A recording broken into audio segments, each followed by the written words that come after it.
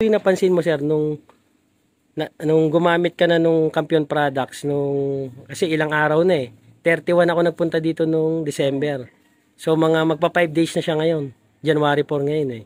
Dati puro lahat sila puro basa yung dumi.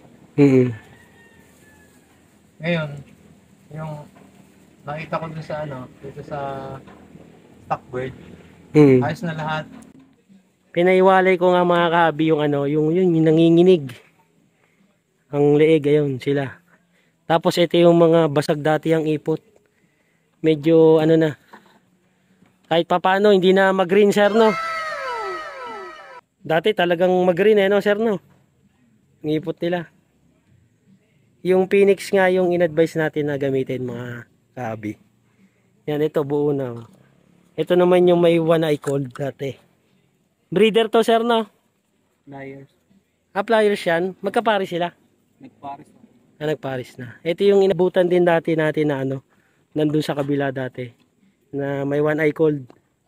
Na namamaga yung mata. Turboflox yung yung ginamit nila. Okay na rin yung ipot to.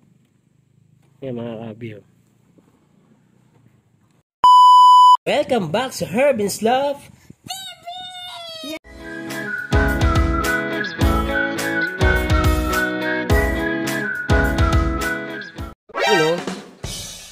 Magandang araw mga kahabi sa inyong lahat. Welcome back sa Herbin's Love TV. So nandito nga ulit tayo sa loft ni Sir Lauro Balles o Bales dito sa may Laguerta, Calamba, Laguna. Kasi nga galing tayo dito nung December 31. Nag-content tayo dito sa kanyang loftman si Sir Julius. Kaya lang aksidenteng nabura natin yung video yung video na content natin kay Sir Julius, kaya bumalik tayo at kinamusta rin natin yung mga ibon na may mga sakit. So silipin natin mga kabi yung loft niya. Yung loft nila. Akit tayo. Lalaki ng oregano mga kabi. Mataba. Let's go. Yan. So ito mga kabi, si Sir Julius. Ayan. So ito mga kabi yung kanyang kasama, si Sir Rainiel. Ayan, Sir Rainiel.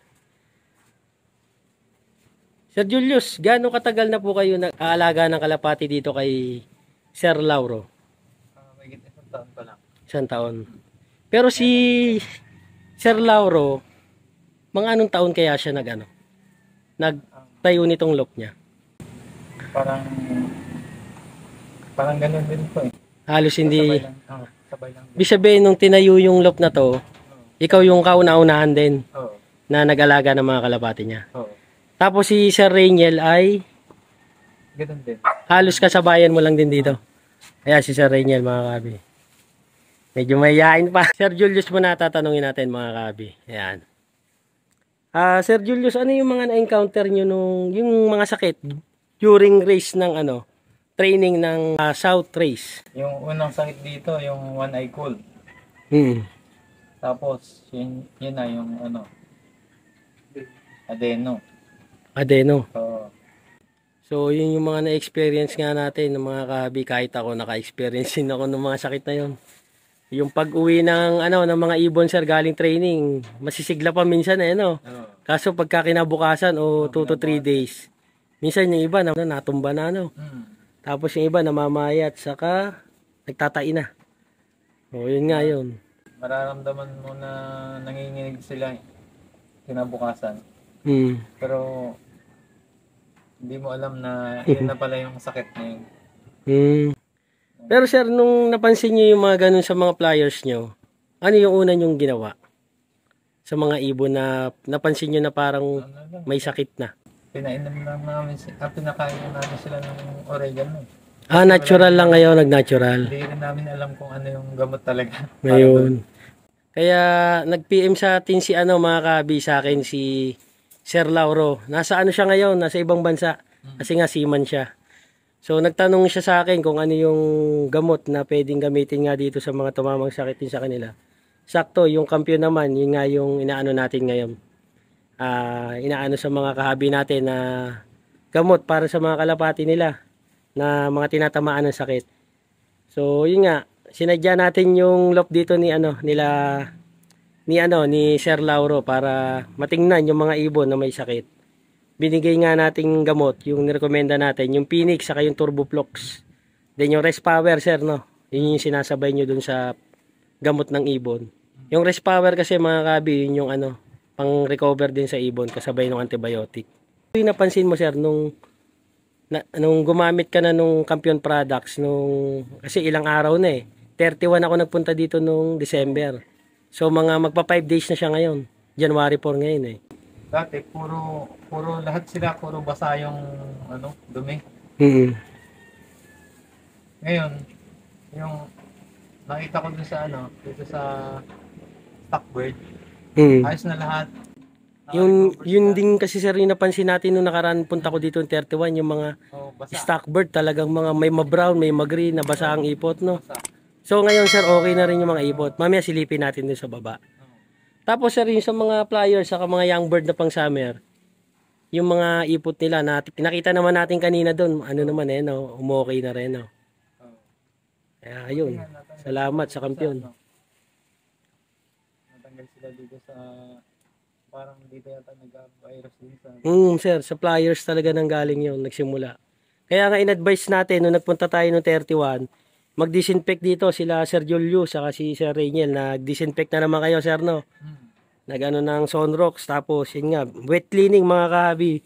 Tapos kinapos nga sila sa apog. So kaya nga bumalik tayo dito, gawa ng sinabihan ako ni Sir Lauro na magdala ulit ng apog. So ito nga ginagawa ngayon mga kahabi, yan, si Sir Rainiel na nagbubudbud ng apog dito sa sa mga perch, sa box perch, sa loop nila. Ayan, sa mga flooring. Ganyan lang mga kahabi gagawin nyo, yan, sasaboy lang. Parang pulbo lang naman yan Nung naglagay kayo ng apog, sir, dun sa mga breeder, saka sa mga may sakit, anong napansin mo dun sa, sir, sa paglalagay ng apog? Ayos yung nila, yung pagkain nila, parang nagiging, hindi na sila yung parang naamoy nila yung mga dumi nila na na may virus. Yun. Kasi sir, ang kasi pag may sakit ang ibon, 'di ba, mapapansin mo yung singaw ng ipot nila, malansa na masangsang, 'di ba? So, yun yung napansin mo rin. Oo. Nawala yung amoy nung nawala. Nung ipot nila na mabaho, no? Oo. Kaya hindi na masakit rin sa ilong. Kasi masakit talaga sa ilong pagka gano'n ng amoy. Masangsang na, hindi mo mapaliwanag yung amoy. Hindi mo maano. So, yung mga ibang flyers dito, sir, nasa na? Pala. May mga parang ilang peraso dito binukod mo na rin muna. Yung lima na lang dito. Dito sa baba. Pag umokay na yung mga sir, yung ibang young bird doon, pwede mo nang ilipat dito. Basta bumuo na yung dumi nila. Oo. Saka gumanda na rin yung katawan, pwede na ilipat dito. At least nakapaglagay na nung apog din mga kabi. So ayun mga kabi, maraming salamat sa Campion products natin. Medyo maganda yung feedback din nila sir dito, nila Sir Julius, ni Sir Rainiel dun sa observation nila dun sa gamot. Ayan, naglalagay sila ng apog. Ito yung mga may sakit na ibon nila. Ayan, ang dami niyan mga kahabi. Bumalik nga tayo dito mga kahabi kasi yung content ko nung December 31 dito kay Sir Julius, na aksidenteng na-delete ko. Kaya bumalik tayo, kinamusta natin yung mga ibon din. Ayun, may mga nakaka-recover naman. Pati yung mga breeder, mamaya silipin natin. Lalagay sila ng apog. Silang dalawa yung yung katiwala ni dito, ni Sir Lauro. Ayan. Pinaiwalay ko nga mga kahabi yung yung nanginginig. Ang leeg, ayun sila. Tapos ito yung mga basag dati ang ipot. Medyo na. Kahit papaano, hindi na mag-green, sir, no? Ayan. Ito, sir, pwede nyo pang budbudan ulit, para hindi, hindi sobrang, Dito mo na lang yan, sir, sa baba. Ayan. Dati talagang mag-green, sir, no? Ngipot nila. Yung Phoenix nga, yung in-advise natin na gamitin, mga kabi. Yan, ito, buo na. Ito naman yung may one eye cold dati. Breeder to, sir, no? Pliers. Pliers yan. Magkapari sila. Nagpares na. Nagparis na. Ito yung inabutan din dati natin na ano, nandun sa kabila dati. Na may one eye cold. Na namamaga yung mata. Turboflox yung ano, yung ginamit nila. Okay na rin yung ipot to. Yan mga kabi. Oh. So, pang ilang days pa lang ngayon 4. Pa 5 days. Kasi January 4 na ngayon. Sana unti-unti nang magalingan na itong may mga sakit.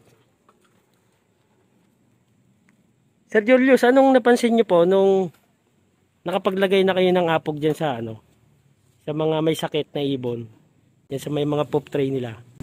Maganda na, hindi na sila nangangamoy nangangamoy parang hindi mo malaman kung ano yung malansa na masangsang, no, pag may sakit yung ibon, no. Nawawala yung amoy, nalelesen yung amoy na mabaho, no. So, yun yung maganda rin sa apog mga kabi. Yan. Yan, shoutout kay Sir Lauro. Ayan, sir, oh. Si Sir Julius, saka Sir Rainiel. Yan, sana makarecover. Marami-rami rin to eh, oh. Mga pliers lahat yan, sir, no. Pliers. Ayan, oh. Halos maubos din yung pliers nila, mga kabi. Mamaya silipin natin yung lock, saka yung mga iba pang breeder na may tama nung nakaraan. Dito sa kabila pala, yung mga breeder. Ito, sir, yung mga binukod mo ng mga breeder, no? Yung mga masama rin yung dumi nung nakaraan. Oo, yung mga kabi, medyo na. Okay na. Yan, yung pups nila ngayon. Alin dito, sir, yung red bar na may yung may itlog dati? Nasa kabila. Okay. Yun yung hindi rin magandang ipot nung nagpunta ako nung 31 eh. Ito mga kahabi, oh.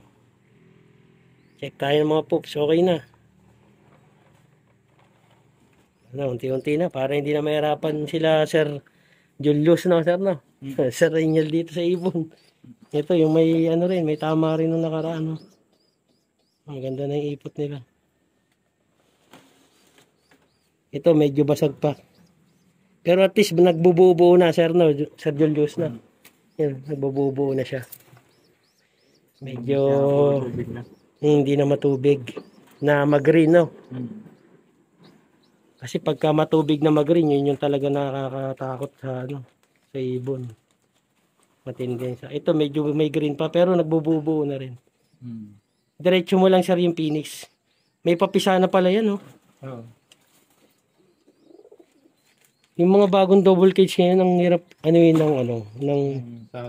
ng pop tray. Ito, mga kabi, oh. Yan, oh, buo na rin. Ayos. Ito, medyo basag pa. Iipot nila. Check pa natin yung iba doon, mga kabi, sa may pliers lock. So, ito, mga kabi, yung lock nila. Yung box perch, yung yung pinakadapuan nila dito. Yan yung flooring, kahoy. Tapos ito yung aviary. Yan. Tapos yung trapdoor, dalawa. Yan. Sana mawala na yung virus rin dito sa lock nila Sir Lauro. Ayan, naglagay na ng hapon. So baba na tayo, mga kahabi. Silipin natin yung ibang ibon nila na mga breeder, saka ibang ibon pa dito sa baba. Yan, may mga nakabukod pa dito eh. Yan. Ito yung mga Sir Julius, no, yung breeder, no. Yung nakalagay dati diyan, no. Ayan, no. Ito yung yung maitlog, no. Oh, yeah. Yung namatay yung kapares, no. Yung kak namatay. So ito. Ang sama ng ipot nga dati nito nung nung 31, no, sir, no. Oh, namatay nga yung pares. Ayan, yung droppings niya ngayon nabubuo na. So ayan, good luck. Good luck sa pula, maliksi naman, no. Ayan, no. Nakaka-recover na yan, sir. Tuloy nyo lang yung 5 days pa lang naman yung gamutan eh. So ito, medyo may green pa to.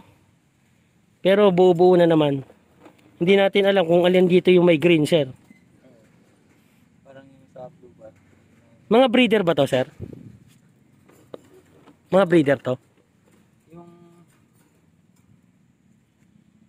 Oh, breeder. Mga breeder to. Oh, breeder yan. Ayun. Advice ko lang sir, kung maibubukod nyo, kasi nilabas nyo na naman yung ano na yun eh. Ayun, oh. Kaya lang, delikado, wag lang mapapakawala, no? Kasi ang hirap mag-monitor ng ipot ng sama-sama sila eh.